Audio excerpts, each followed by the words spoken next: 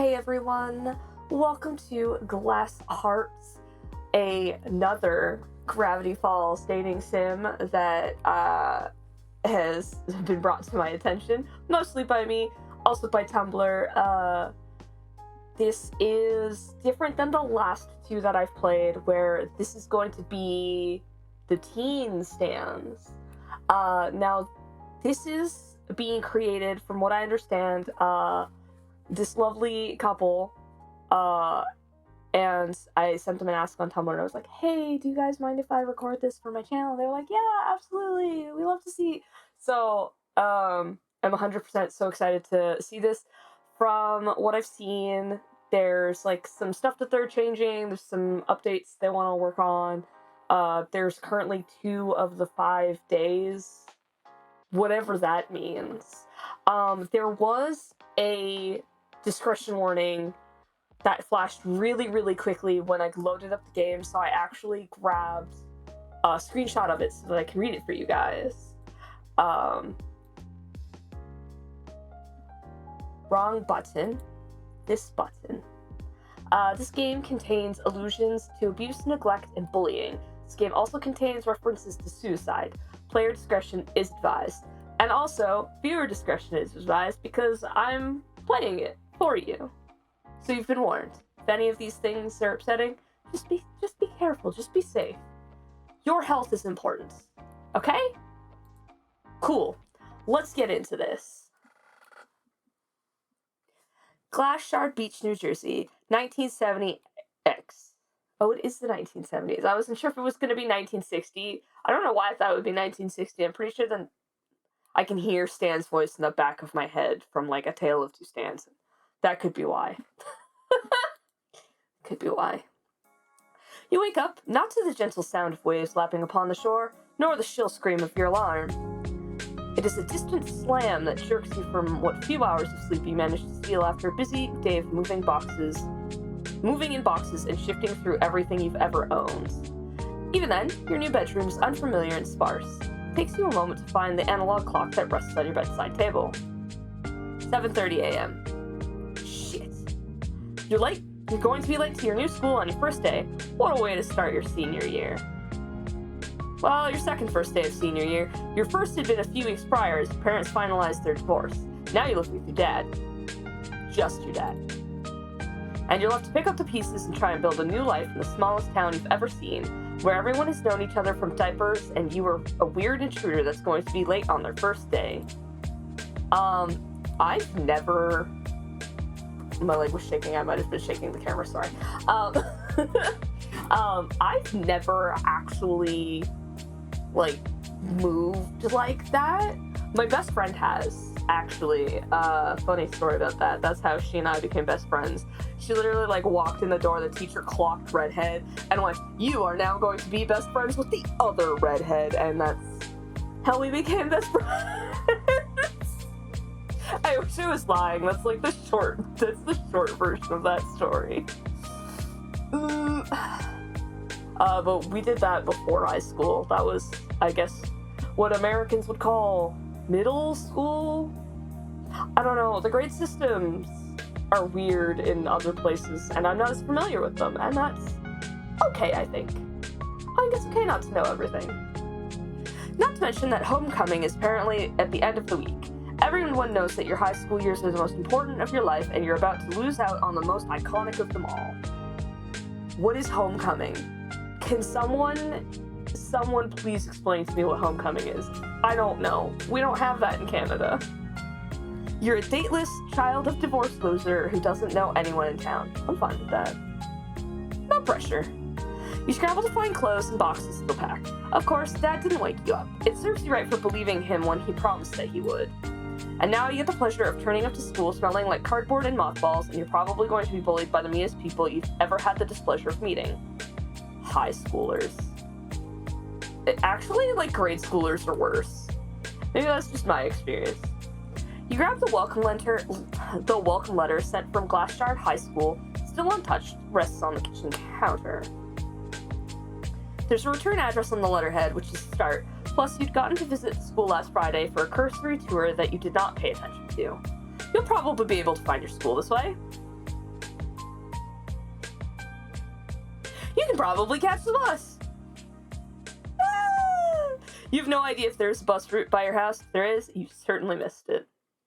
Girl, we are a mess. At least things can't get any worse. Ooh, ah. Things immediately get worse. Well, the entire school is covered in homecoming posters. It's salt in the wound, and in your attempts to avert your gaze, you find yourself running directly into the school resource officer. Hey, punk. Do you guys seriously have a resource? What's a resource officer? I feel like I'm having culture shock right now. You point to yourself, then look over your shoulder innocently. He's straight up he's just a cop. It literally says right there, cop. Sorry, I have a thing. I'm such a mess today. I'm having a day. Rude resource officer. You're late. Class started half an hour ago. Is my head really that big? Ignore him. Sorry, it's my first day. Today's my first day. Like, I haven't heard that one before, cranium. Look, I don't care if you're playing hooky, but you gotta sign in if you're gonna be on school grounds. Them's the rules. Sign your name. You're missing an R. Oh my god, I spelled my name right first try. Boom! The sign-in sheet is ripped from your hands the second that your pen stops moving. Oh. I don't recognize your name. Maybe you are new. Girl! Yeah! Silence weighs heavy between you. So, can you show me to my homeroom? With a dissatisfied grumble, the resource officer rises from his chair and starts down the hallway, not giving you a second glance to check if you are following. You stumble over yourself to keep up.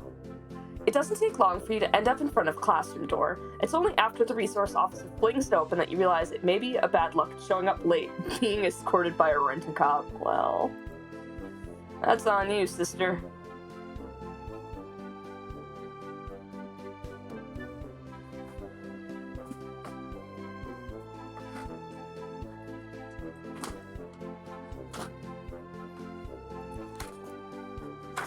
Where? Where is it? It's this notebook. I know it's this notebook. I know it's this notebook. Hang on.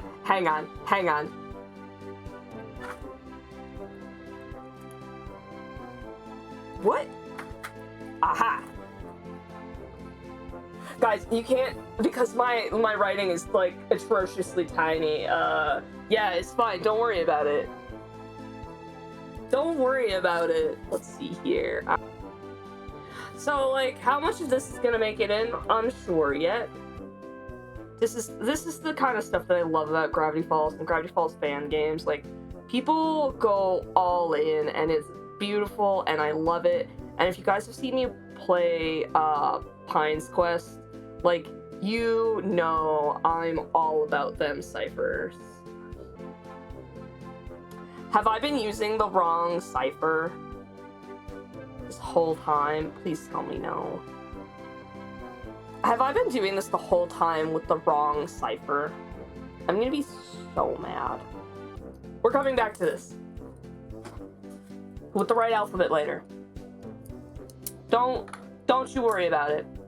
Go back. The classroom immediately falls silent. Every pair of eyes is on you. I'm so sorry, that took so long. I'm gonna cut that. You want to die. Meek teacher. Can I help you, Mr. Tennant? Officer Tennant, Mr. Noble.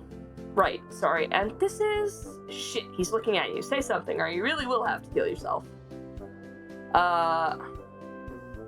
Introduce yourself politely. I'm a polite child. My name is Sherry. I'm new. We were expecting a new student. I just expect them to be so... You decide the word he's searching for is probably positive. It's not positive. You're late, dude. Well, everyone, this is Sherry. I know we're only a few weeks into the school year, but I expect everyone to play nice. A big move is always difficult, even more so in your senior year. Mr. Noble's words wither away like your self-confidence when something shoots across the room and smacks you dead center on your forehead. You raise a hand to touch it in near slow motion. It's a wad of spit-soaked paper. The realization makes you drop your hand and recoil. Immediately, the class bursts into hysterical laughter. Stanford Pines? A boy in the front row looks flabbergasted to be singled out. Me? As if on cue, the class moves and whispers. Oh, don't play stupid. I see the straw on your desk. He looks at his desk confused, but the expression morphs instantly to horror when he sees the aforementioned straw. But I didn't... Ugh, Stanley. He turns immediately to a boy sitting next to him, one with his chair tilted back on two legs and feet kicked up on the wooden desk. He's grinning, nonchalant. Of course he is. It was him, Mr. Noble. Saw it with my own two eyes. He looks at the resource officer. Go, Lou. Don't call me Lou, you little convict. Not wrong. I didn't do nothing. It was Stanford. Enough. You watch Mr. Noble massage his temples before reaching behind his desk for a Tylenol bottle, leaving you with a sense that this was not his first rodeo. Since you two have such a problem sitting next to each other, how about we just put Sherry between you? Don't stick me between the two of them. I don't want to be stuck. I don't want to be stuck in this hell. And whoever did it can apologize properly that way. Do I make myself clear? Great, you'll be in perfect range for specs over there. But the boys reluctantly move so that you have a seat between them. Stanley, the bulkier one, gathers the absolute nothing that he has with him and drops into an empty desk on his left. You take the seat he abandoned. Oh, girl, you gotta sit in the warm seat. Yikes. Oh, it's still warm. You're uncomfortable. Oh, ew. Ugh. You turn to look at Stanford, the scrawnier one. He offers an apologetic smile. Another wet smack bounces off the back of your head. Sorry. What the fuck? Is he in on this? Are they both in on this? You spent the rest of the class looking pointedly away from both of them and towards whatever it is that Mr. Noble is droning on about. This is so funny to me. When the bell finally does excuse you, despite the teacher's claims otherwise, you gather your things and make a beeline for the door. You don't want to be caught by those Stan menaces. And you have to make it to your next class, and you don't know where it is, and it'll smell like cardboard and mothballs, and now spit. God, this is amazing. A dreaded voice cuts through the crowded hallway. Wait a second. Oh, God, no, God, no. Hey, don't walk faster. I'm telling you, Sixer, it's a waste of time. It isn't a waste of time. You messed up, so you're going to fix it. Christ, you sound like Ma.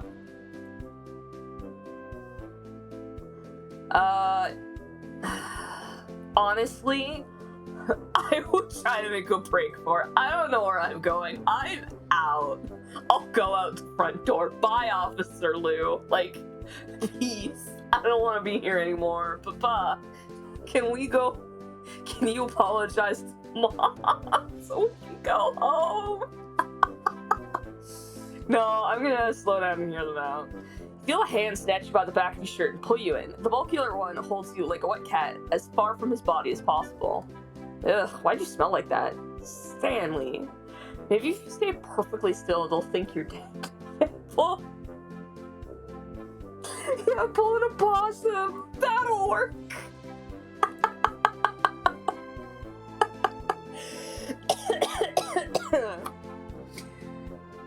Ugh.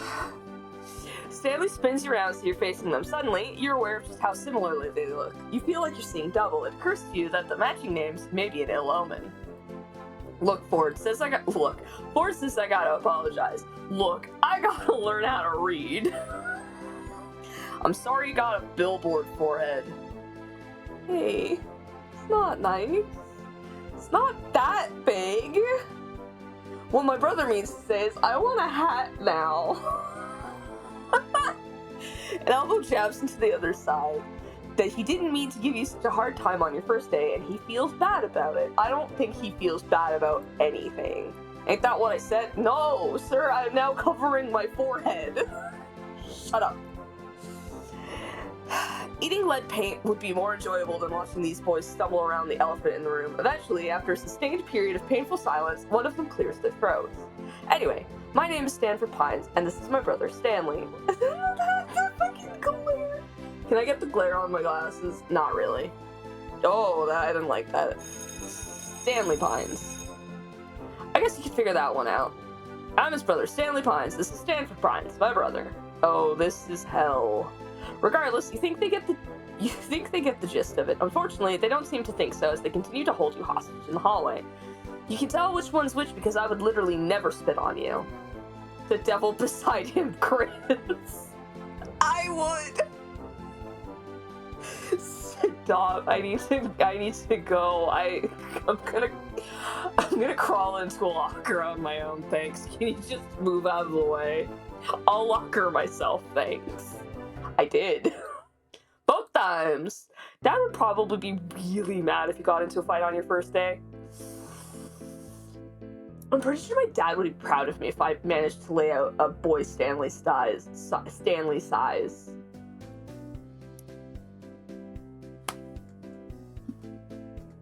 The last option. Are you two the Stupid Brothers of New Jersey or what? Oh my god, that's hilarious. I'm gonna go with I appreciate the attempt at apologizing. I probably would have just walked away. I would have said anything. Stanford looks relieved. It won't happen again, right? Another elbow. Oh, Jesus. Yeah, sure, whatever. The conversation dies before it can go further. Mr. Noble is back again, looking more furious than ever, glowering down at the three of you from his doorway. Didn't you three hear the bell? Why aren't you in class? Stanford exchanges a frantic look with you, then Stanley. Sherry pulled us aside, right? Judas. I'm tired of the excuses from all three of you. Lying about the spitballs, blaming each other, late to class on your first day. This is unacceptable. You're seniors, all of you, and these are the sort of things that professors won't let fly in college. It's about time you start acting your age. Honestly, I don't know about in the 70s and 80s, but like the college professors I went to did not care. Cause it's your money you're wasting. Like if you're young or you're about to go into college or university, please be aware of the fact that it is your money. Once you've paid the tuition, the teachers don't care. You can come in to your class, and as long as it's not like a practical lab or whatever, but like you could go into class like hungover from partying the night before, they won't care. They're just gonna continue on teaching. And if you can't pay attention because you were busy partying, that's on you. They don't care. So like, yeah, it's I find it fascinating. Yeah. All of you can join me for an after-school detention. That's another thing. Like, once you're in, like, college and university, you don't get detentions. Oh, Dad's gonna be pissed. I mean, my parents were pretty cool. As long as I, like, called them, it was fine. And even then, there was, like a leeway from, like, after school ended to when I could call them. Yeah. You intended to go home and finish unpacking. Seems like that plan is out the window. You're instead stuck outside Mr. Noble's classroom, steeling yourself for your first detention on your first day at your new school. You can only pray that you'll get home before Dad does. Maybe then you can pretend the whole thing never happened. He never has to know. For a moment, you consider ditching. You shake the thought from your head and push inside. Just your luck. Dumb and Dumber are already here. Well, this dude's really smart, man. Like, you don't know it yet, but this kid's fucking smart. Worse, they're the only other people here. Just you three, it seems. Neither bother to look at you as you enter. Stanford has his nose buried in a book, while Stanley has kicked his feet back up and has a pencil balanced precariously on his upper lip. Mr. Noble is nowhere to be seen. I'm gonna sit closer to Stanford. Cool. You choose one of the cheap chairs next to Stanford. He does not look up from his book. Instead, when you drop your stuff next to him, he makes a point of burying his nose deeper into the pages. His attempts to ignore you succeed. You decide to take out the homework that you've just been unjustly given on your first day, if only so you could think about something other than the tick of the clock. I'm gonna sound so crazy. I loved doing my homework in detention. There's no distractions. It's just you, a bunch of other drunks, and the tick of the clock. I got so much done every single time I got detention. I would have passed that science class. I did all my homework from that science. Oh man, that's so funny. It's fine, don't worry about it. You don't look up until you hear the door latch click. You expect to see Mr. Noble there, ready to lecture you with a speech his righteousness his name would imply, but there's no one there. Huh? Whether irritated or intrigued, you can't tell, but Stanford finally looks up from his book too. His face melts into pure confusion. Stanley? Your eyes turn towards the desk where his brother had been sitting. It's empty. God damn it! He slams his book shut. His cheeks are visibly red. He always does this. He gets us into trouble, and then he expects me to just sit here and take it for the both of us. He's probably out there. I don't know. Necking abroad. Jesus. I mean, that is it? Ah!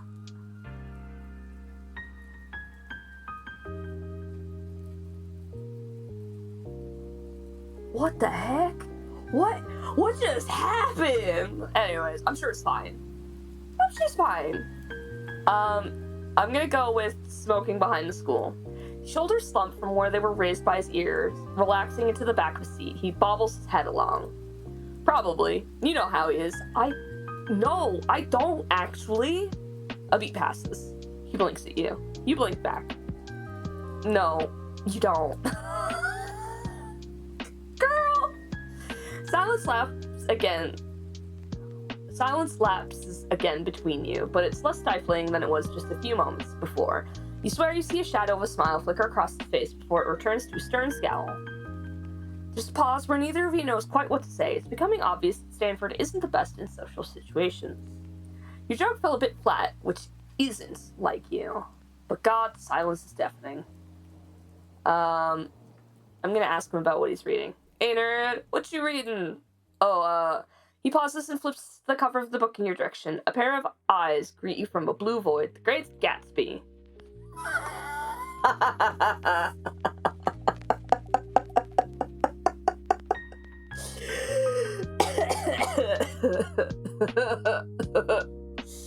Francis Scott Key Fitzgerald's The Great Gatsby. I have to read it for AP Literature. Have you read it before?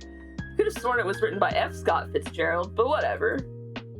Have you read it? I personally have not. His face falls a little. Oh. Well, thanks for being honest. There's nothing worse than someone who lies about the literary repertoire. Do you want me to tell you about it? Yeah, actually. I would love that. I have old books. Here's the thing. I have old books. I have a book written by a dude who was like high out of his mind. It is just word salad from start to finish, and I read it. I read the whole thing. My friend was like, I bet you can't read this, and then I did. I did it out of spite. I don't remember what it's called. I can see it on the shelf. I can see it on... Pause. Hold that thought. Hold that thought. Hold it. Okay. It's called The Soft Machine by William S. Burroughs. And like, this is insane. This book is insane. How old is this book, actually? This is obviously a newer printing, but like, when was this thing? When? Hi, hello, I would like the... So this was written in like it was copyrighted in 1961 and 1966. Like, this is an old book, and I've read it, and it's a nightmare. I love it. I mean, I would never I don't recommend. Do not read it. This is not an endorsement for that book. Don't read it. Before you can respond, Mr. Noble enters the classroom. He collapses heavily into his seat and puts a hand on his forehead, using the other to dig around in his drawers until he finds his Tylenol bottle. He shakes 3 into his hand. Buddy, that's so bad for your body. These fucking kids. I don't get paid enough for this shit. Greetings? Mr. Noble nearly falls out of his chair. His eyes bug out as he looks at you two. What are you doing here? School ended 20 minutes ago. You gave us detention? Why is he telling the truth? You could have skirted out of here. Mr. Noble flusters. Of course, He clears his throat. I've determined that I was too hasty earlier for what it is that you did, which I remember. You're excused for the afternoon. Sweet! You waste no time gathering your homework back into your bag and rise from your seat, but you find that Stanford waits hesitantly in his. He looks as if he wants to say something. Oh no, he's the kind of kid who probably tells the teacher they forgot to collect homework. He's trying to get you both to stay for the whole detention. Ah, yes. Lure the nerd away. Lure the nerd away. Huh? As if the word library is some nerdy sleeper agent, his attention snaps to you. It's still my first day. Oh, yeah, it is, isn't it? Yeah, I can show you where the library is. But shouldn't we? I thought you needed help on your essay. He turns his pensive stare back to Mr. Noble, but clearly you've chipped away at his resolve. I wouldn't say that I need help, but you don't give him a chance to argue. You link your arm with his and start down the hallway, and you don't stop walking until you hear Mr. Noble's door slam shut. Yes! Bodily steal the nerd! I'm trying to make sure that I'm actually not blocking the words. Eventually, you no longer have to drag a tense body around. Stanford picks up his feet and falls into step, his eyes anywhere but on you. I was just gonna drop off my book and work on my report at home. I really don't need the help. I just wanted to get out of there before Mr. Noble changed his mind. Oh. The silence does not linger for long, much to your surprise. Thank you, then. You catch him looking at you, and you offer a smile. He mirrors it, small and wary, but his eyes flicker away when you catch his gaze. It's not a big deal. For the first time since detention, the quiet that settles between you two is comfortable. The excursion to the library feels far too short, but it is sweetened when Stanford walks you out to the front of the school. See you tomorrow? Yeah. I look forward to it. We should actually go to the library together sometime. I'll help you with your Gatsby essay. Oh. You'd appreciate that. Cool. I don't think I have enough time to read The Great Gatsby in whenever this is due.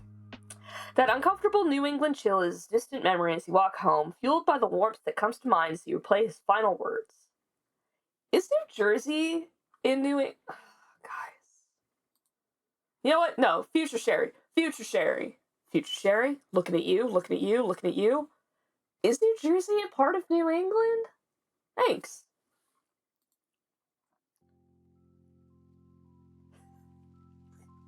Dad was not as angry as you expected him to be. Rather, he was full of lectures about how hard the adjustment was going to be and how you needed to get used to things here because you weren't going back. But Dad... A few hours ago, that would have felt like the final nail in the coffin. But now, staying in Glassshard Beach didn't sound too bad. That's good. That's good. I like this. It turns out, there's not a bus that runs by your house. You want to say that the walk is good exercise. It's what Dad tells you when you grovel for a ride to school, but after 3 blocks, you start to wonder if the movers have packed your bike. Chances are, Dad left it and didn't want to admit it. That's probably why he hadn't bothered to search for it with you over the weekend. But the grumbling complaints at least served to make the walk faster, and before you knew it, you were standing outside the gates of the school. You know, you could potentially date a boy who has a vehicle. On time for your second day? That's more like it. So I told him to get to stepping because I was about to be another guy's babe. And you're so right for that. I just deserve better, you dig? You're a total brick house, Carla. I know, and he was just... Carla's eyes land on you when she sweeps them over the hallway and you avert your eyes a second too late. It was probably a bad idea to eavesdrop so obviously, but in your defense, they were really loud. She looks you up and down. Kathy, isn't that? The girls turn to whisper to each other for a moment, occasionally poking their heads out behind their cupped hands to look at you, then ducking back to frantically whisper again. I feel like this is so weird. Awkwardly, you shuffle in place and wait for them to finish. Hey, are you Sherry? I've never heard that name before in my life. Yeah, it's me. Oh my god, the rumors are way off about you. Yeah, your head isn't that big. Oh god, I stop! I'm so self-conscious right now. And I can't have bangs because I have curly hair. I mean, I could if I straighten them or whatever, but like, this is a nightmare. I'm having a nightmare. I'm too old for this. Guys, I'm too old for this. They have to be messing with you. This has to be conspiracy to undermine your confidence. Your head is normal size. It has always been normal size. My head is massive. Shut up. I hate it. When I go places and I try on hats, I'm always like, yeah, it fits my head. I hate it. I hate it so much.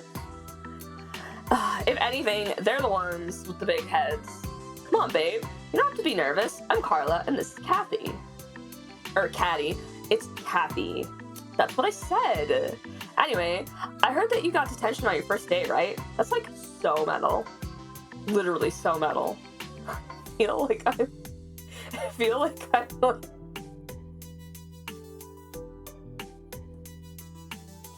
I'm fine. Everything's fine.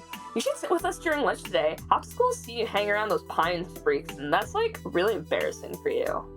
Like social suicide levels bad. And you can't just come to school and commit suicide, right?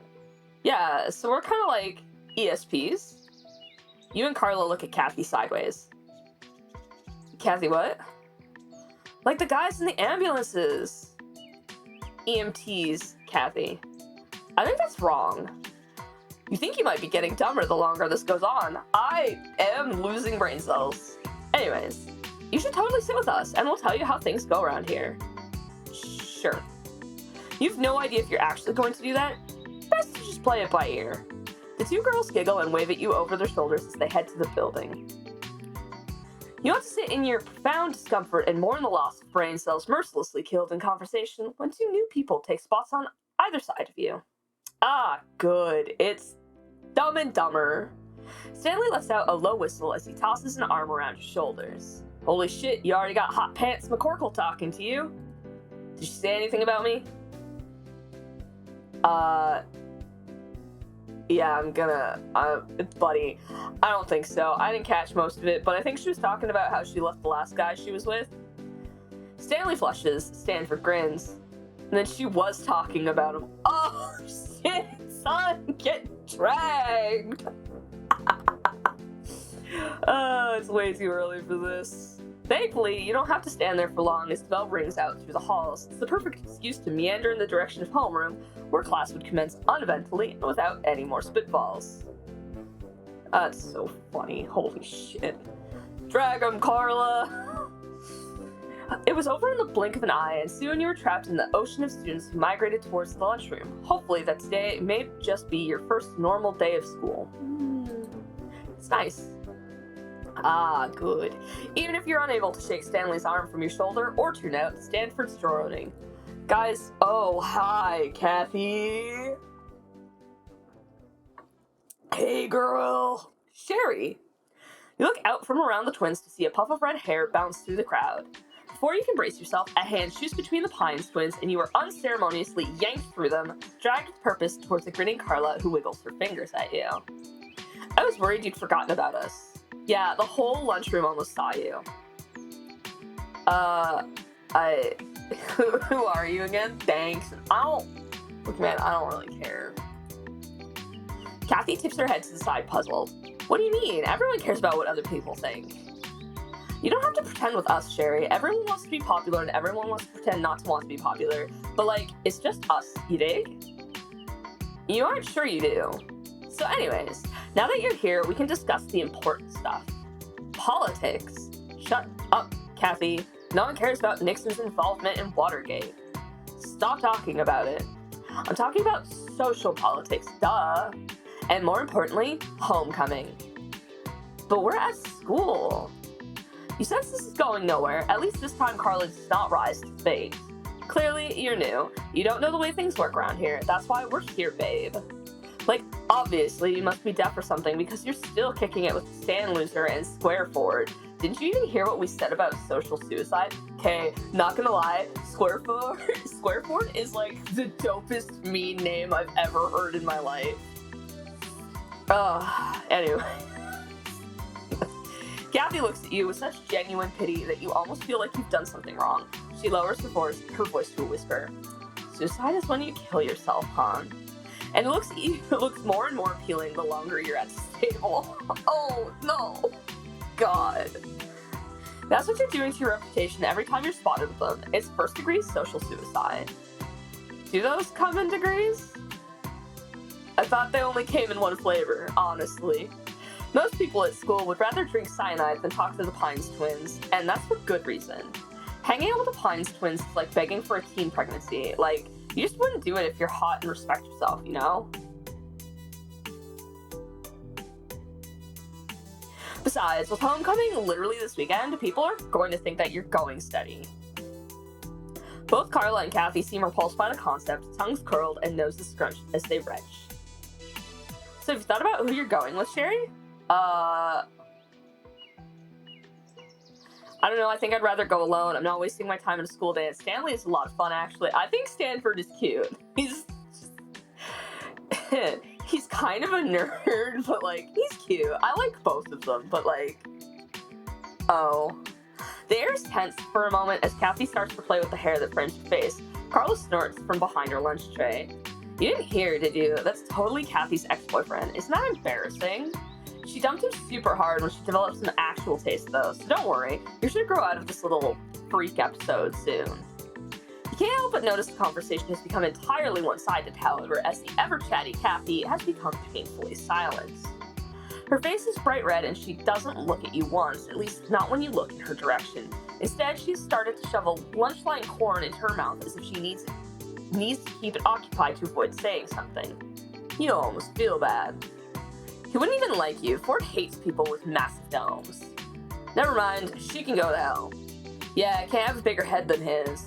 Kathy drops her fork with a melodramatic sigh. She rests her head in her hand, looking as wistful as a princess in a tower. I don't know what I was thinking. Ford is such a freak show. Between the fucked up hands, giant bobblehead, and his bargain bin clothes, you totally dodged a bullet, girl. Kathy leaned forward with a conspiratory wink. Whisper. Why do I wear these? I mean, they're filthy, but, like, why do I wear these? They're no good to me. I'm clearly not using them. Kathy leaned forward with a conspiratory whisper. Her lips crack in a grin that makes you think of a shark when it smells blood. He told me the reason he and Stan Loser spend so much time at the beach is because they're fixing up some rinky-dink sailboat. They really think they're gonna sail around the world on it with school's out. Isn't that the saddest thing you've ever heard? Not like they could afford college. Bet the pawn shop's hiring. As if their parents like them enough to hire them. Oh my god. Jesus. I should have worn pink. I didn't realize I was in Mean Girls. Whoa. The girls cackle, one more forced than the other, and you're left with a lingering sense that you've overstayed your welcome in the hyena pit. That's... Yep. You shouldn't talk about people like that. Kathy and Carla's laughter comes to an abrupt halt. Their heads snap to you in a near-perfect synchrony. Eyes equally dark as you again disregard their advice. Oh my god, can't you take a joke? Seriously. It's not like he needs you to protect his feelings or whatever. He barely even has any. Oh yeah, he's a total robot. Have you ever noticed how he doesn't even make eye contact with anyone? Or how he always folds his freaky little hands behind his back? Apparently, he read that from some magazine for nerdy guys who want to be more confident. Isn't that the most pathetic thing you've ever heard? Oh, that's sad. I thought it was to hide his deformities. He should just get them cut off or something. It's disgusting to look at. Never mind how it feels when he holds your hand. I nearly threw up the first time. At least he's smart enough to cheat off of. Oh my god, at least he's smart to cheat off of. Still dumb enough to cheat on, too. Oh my god. Girls. He'll probably land some big shot job somewhere, so you won't have to see him much at home. But then you'd have to be seen with him when he's home. Ugh. Literally, the money isn't worth it. You find a hotter, richer guy without the extra limbs. Kathy turns to you after a moment, all smiles and batting lashes. She cradles her head in her hand when she speaks next. Anyways, Sherry, you don't get it. I'm his ex-girlfriend, so I get to say whatever I want about him. It's like first girl privilege, you dig? You're the rebound, so I'd watch it if I were you. I'm gonna rise above. God, are you 5 years old? You stand from the table doing little to hide the disgust that curdles your expression. If I wanted to listen to someone complain about having to share, I would have sat with kindergartners. Snap! Now, if you'll excuse me, I'd like to have a conversation with people that can spell words with more than 2 letters. Both Carla and Kathy stare at you for a painfully long moment, then slowly, you watch as color migrates up Kathy's collarbones to her scalp. She slams her hands into the table as she jumps to her feet, leaning over her tray. She remains oblivious to the way the hem of her top dipped into the puddle of corn water on her tray. Screw him for all I care, you're such a bitch. I bet you like stealing boyfriends, right? It's probably why they kicked your ugly ass at your last school. Ugly floozies love to steal with taken men. What the fuck? I thought you broke up with him in the 3rd grade. That's right, Kathy Crenshaw. And if I remember, she might have actually thrown up when she held his hand. You retreat from the scuffle with nothing but your book bag and a lunch tray, while Kathy turns her ire onto Carla. You shuffle across the cafeteria, eventually spotting a familiar pair at their own table. Stanley is doubled over, wheezing between coughing and laughter. Milk is streaked down his nose chin and the table in front of them. Stanford is quick to shuffle over to give you enough room between them, and he watches you for a moment as you settle in your seat. He opens his mouth, then closes it again, flicking his eyes to his brother before settling back on you. That was really cool, Sherry. Not a lot of people would have done that. He rifles through his sack lunch and produces a pudding cup, which he slides in your direction with a shy smile. For a job well done. Oh, yay! Better be butterscotch, man. I'll knife a man.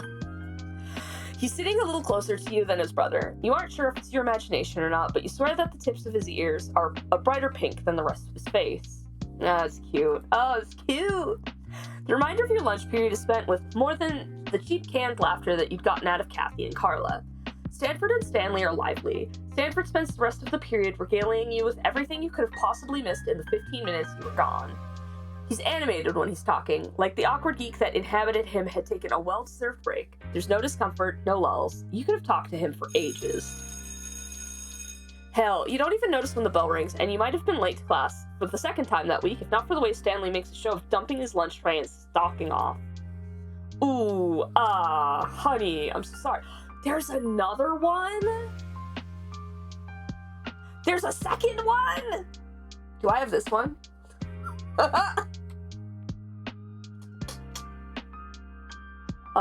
Looking.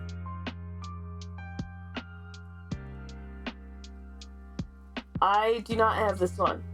This is part of the same set that I don't have written down. And I would have known if I'd actually, looked with my eyes at the whole of it. Whatever. It's fine.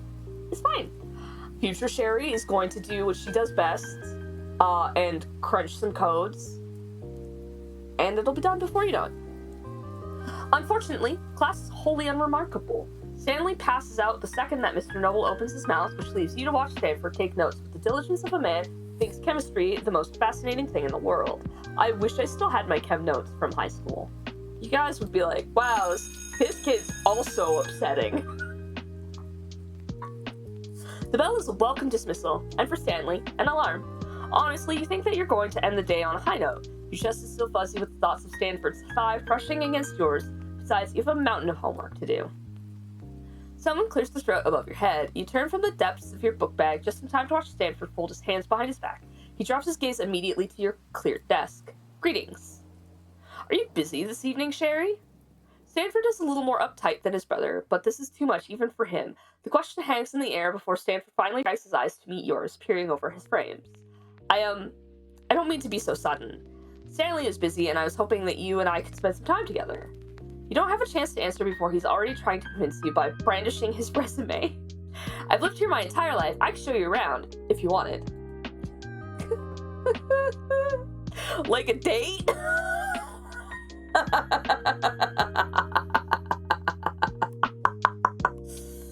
Oh, good golly, Miss Molly. I'm gonna go with that sounds like fun. I think calling it a date would spook him. Like, he's already nervous enough. Sounds like fun. The sheer weight of his relief forces his shoulders from his ears and smooths the wrinkles from between his brows. He's left with a boyish expression that eagerly twinkles with surprise and anticipation. I hope it will be. I want you to have a good introduction to Glass Shard Beach, since you'll be here for a while. Hopefully. His lips quirk.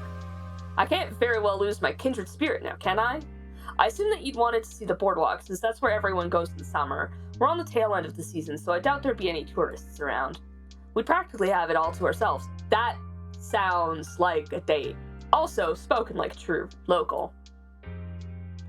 Turns out the expression wasn't just for show. Almost everything is a stone's throw away from the beach. You expect the walk to be miserable, but the good company makes the trip easy. Carla and Kathy had no idea what they were talking about. I am fidgeting, yes. I'm having a bad ADHD day. I gotta do something, man. I can't believe they still have Pharaoh's Fury. He follows finger towards one of the few rides that is still running this late in the season. It's one of those big swinging pirate ship rides, though this one is Egyptian themed. I've been on one of those, the Egyptian themed one, and I almost fell out of it because I was just this shy. Like, for whatever reason, when they pushed the bar down, they didn't push it all the way down for everyone in the line. So like, it was just like, it was like they had set it for the adults but not the children. So I almost like flipped over the handlebars. So like, when my ass fell back down, I like pushed on the bar and I shoved it down. Cause yeah, I didn't want to die. So now every time I go on those rides, I like push that thing so far down, it's like, I have bruises on my thighs. It's good, it's great. Safety. Avoid that one like a plague of locusts. He snickers to himself, but quickly straightens his face. But seriously, last year the boat came loose and it went flying straight into the ocean. Oh, Jesus! You watch the golden blur of mechanical ingenuity in silence for a moment, then trace the arc straight to the ocean with a shudder. Yikes. The other rides are okay though, just don't do the teacups with Stanley. It's always his personal mission to make you throw up. That's me, I'm that person. I went on the teacups with my bestie, and we were like, I like got her into it too, and then eventually we were like, oh god, we need to stop. You two continue down the boardwalk, flanked by rows of carnival games and run by carnies with expressions that fall when Stanford points out which games are rigged and how to beat them. In the cacophony of neon lights and upbeat carnival music playing on repeat above your head, the realization dawns on you that Glashard Beach may not be as boring as you feared. When you reach the end of the boardwalk, you settle on a metal picnic bench overlooking the ocean. Stanford picks at an invisible thread on his shirt. For a moment, you fear that you'll lapse into familiar, uncomfortable silence. So, or maybe not. Sounds like you spent a lot of time at the carnival. I didn't realize you had 6 fingers. Did you really date Kathy Crenshaw? I'm gonna go with the... Cause like, that's like, I honestly probably wouldn't notice. I'm the kind of person that like, somebody like gets a haircut and I notice like 3 days later and I'm like, oh, I like what you did with your hair. They're like, yeah, I got it 3 days ago. I'm like, yeah, I didn't have a chance to say anything until just now. Putting myself on blast. I'm gonna go with I didn't realize he had 6 fingers. Are you sure? You don't have to lie. I know it's hideous. You're not hideous. The immediate refusal leaves Stanford to pause. He turns over his hands, squinting down to the lines across his palms before he sighs and balls them back up. You really don't have to be so polite. No one else at Glass Beach High bothers to try and hide it, so don't feel like you have to. It's ugly and it makes me a freak. If nothing else, I'm certain of that. You frown at him. I'm not trying to spare your feelings. That's what someone trying to spare my feelings would say, you know. Damn, he's got you there. But if you are telling the truth, his lips break into a small smile, unsteady and uncertain. Thank you, Sherry.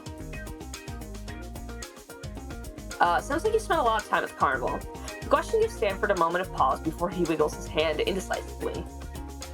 Sort of. It's kind of like osmosis. You have no idea where this is going. I never got to spend much time at the carnival itself. We just never had the money. Stanley and I used to make it a goal to save all we found beneath the boardwalk so we could afford a ticket. The memories of their summer escapade brings a little smile to his lips as he props his elbows up on the metal grate of the table.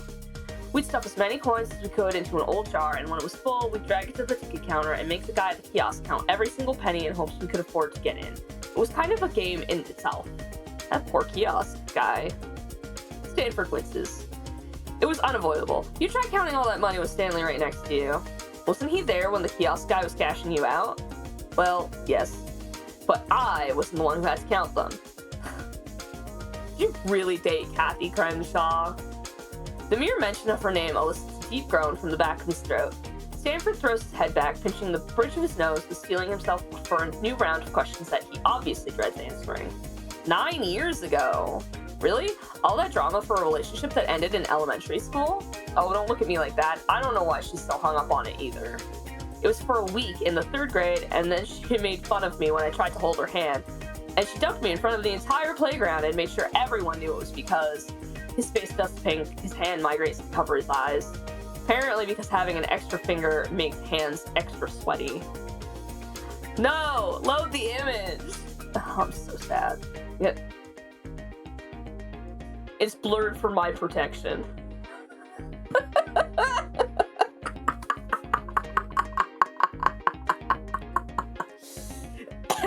Sorry, I'm funny.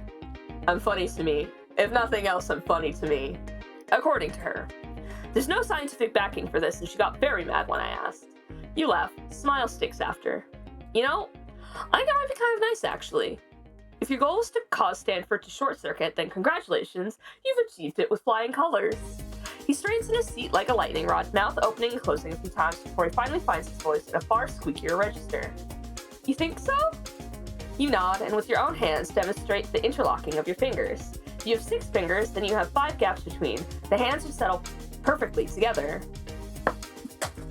I lost my fiddle. Oh no! I have another one.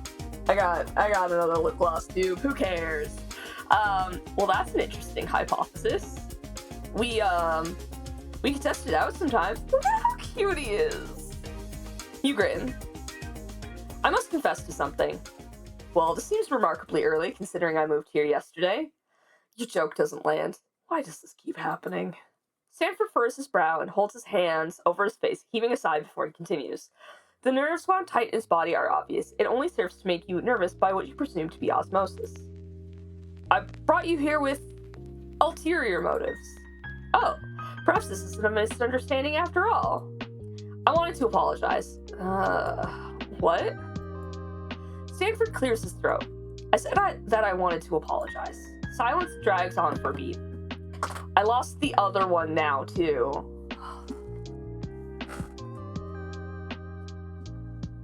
I picked up both of them. Silence drags on for a beat. Thank you? Belabored and clearly misunderstood, Stanford heaves a sigh and drags his hands down his face before he readjusts in his seat. He weaves his fingers together and rhythmically drags his thumb across one another. I was the reason that you had gotten detention yesterday. Mr. Noble would have let the tardiness pass if I hadn't said anything, but he came out so suddenly and I wasn't thinking. Well, I was thinking. That's the problem. I was thinking, what would Stanley do?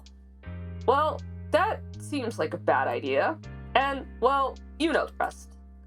I feel that I was standoffish to you when you sat next to me in detention. I won't say that I didn't mean to ignore you. I just assumed that you wouldn't want to speak to me. Or see me. So I hoped that if I gave you space, that we would be even.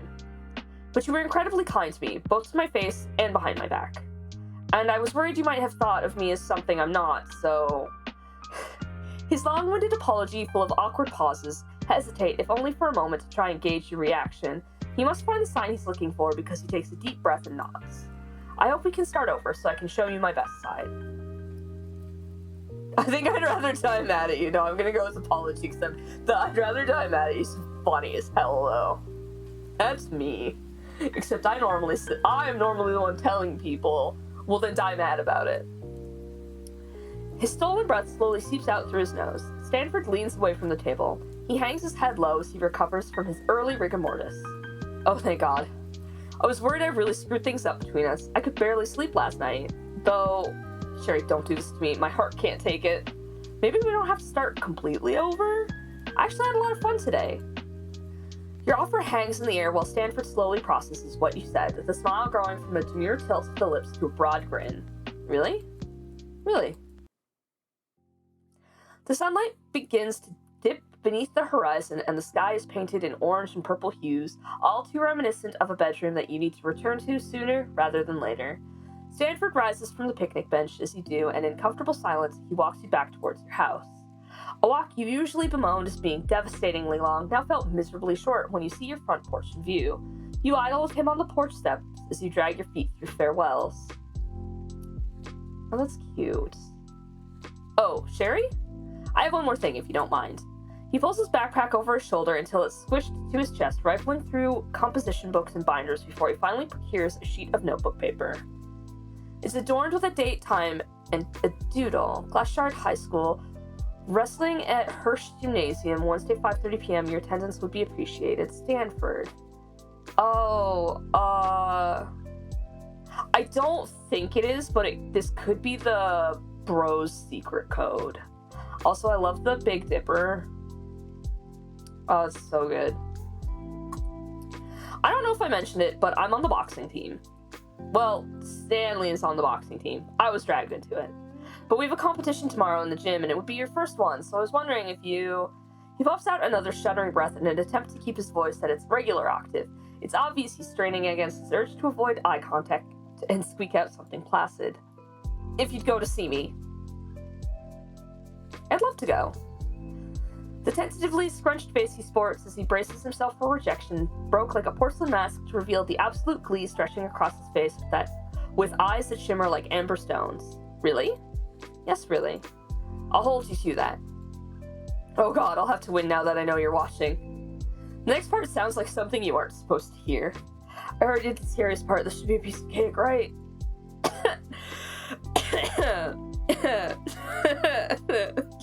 He's probably gonna get punched in the face. Not your definition of a piece of cake, but you're not a baker. Or a boxer, for that matter. I am a baker, though. And a piece of cake can sometimes be really hard. The two of you have matching smiles, though yours fades when you catch the sound of shuffling from inside the house behind you. You clutch the note a little closer to your chest. I'll see you tomorrow, then? Tomorrow. Before 5:30. School starts at 8. Though you should mark it on your calendar, just in case. The boxing match, not when school starts.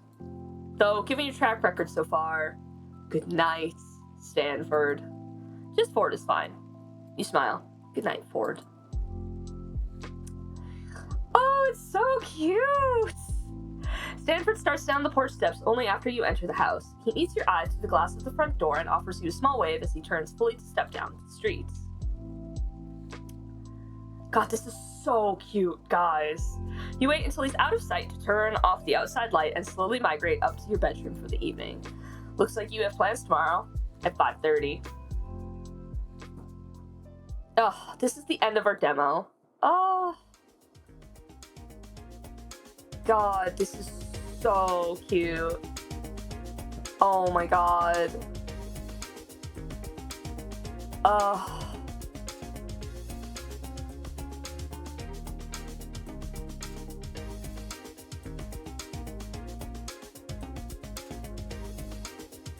This is so cute.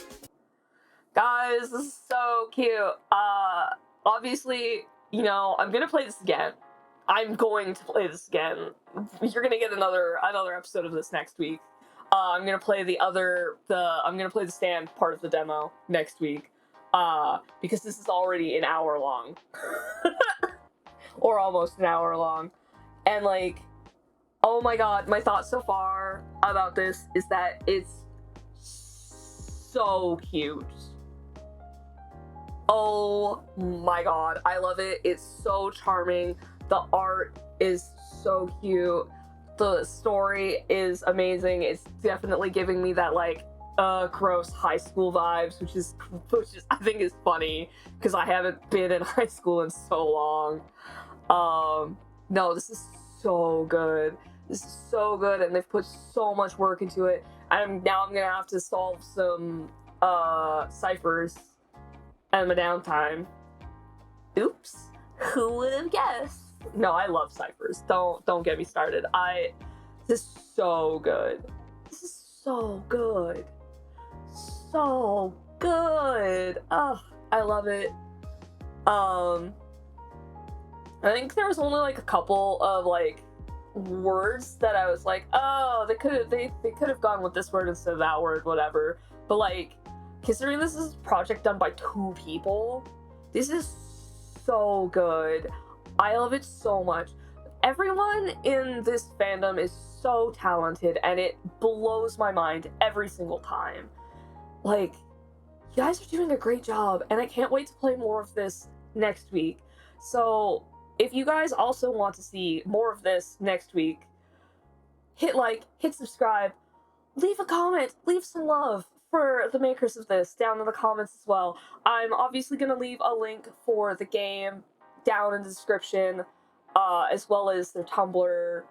Like, play the game. Play the game. Tell the developers how great this is. Do it. Megan Eve, you're doing such an amazing job. Keep up the amazing work. I'll see you guys next week.